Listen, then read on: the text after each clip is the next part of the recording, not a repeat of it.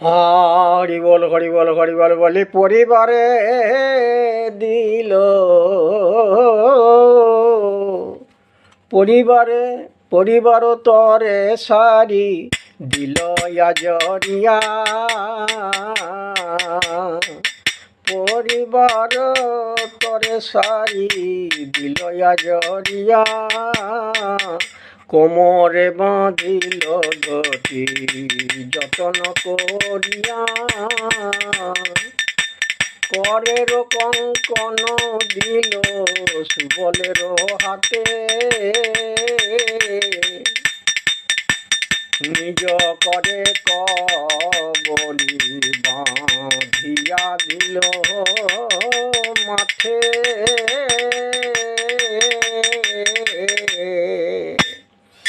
দেখুন এইবার সুবল সখা রায়ধনী বিনোদিনীর অন্দরেতে গিয়ে যখনই পৌঁছালেন তারপরেতে এবার যে বলছে তুমি তাড়াতাড়ি করো, বেশভূষা পরিবর্তন করে তোমাকে যেতে হবে আমার বেশেতে।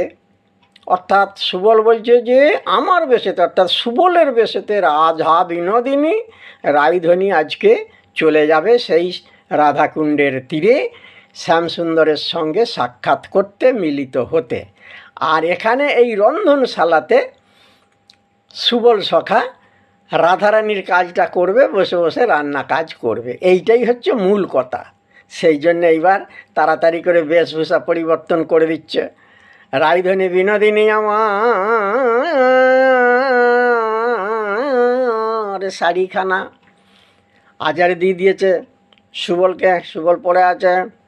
এবার সুবলের বেশভূষাগুলো রায়ধনী পড়েছেন।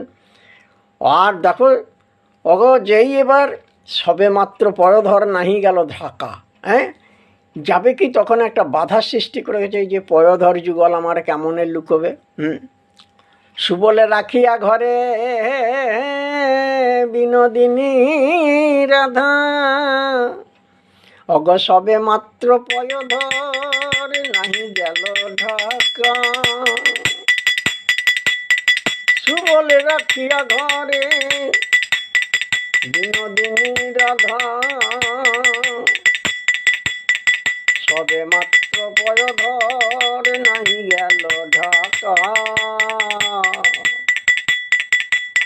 বলে এইবার আবার বাদেশে দেখে, বলে হ্যাঁ রে ভাই যাবো কি, এই যে আমার পয়ধর যুগল কি করে লুকুবে। বলছে ওগো শোনো শোনো, তার জন্যই তো আমি